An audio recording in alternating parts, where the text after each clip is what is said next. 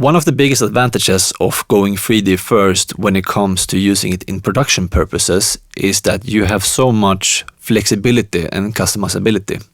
So compared to a traditional photo studio where you need to have a physical studio, a physical camera, perhaps some models and a whole environment, you can do the same but digitally and go from 3D. But the difference is that what you can imagine can be the output basically. So for some brands, it's really difficult to get that high-end premium shot like Gucci, Louis Vuitton, and all of these big luxury brands are using in their pack shots because of a specific background or scene or lighting or environment. But in 3D, it's so much more easier to replicate digitally than what it is physically.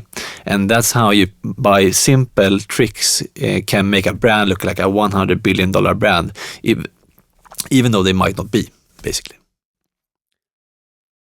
Hör du mig, Marcus? För nu körde jag igenom allting.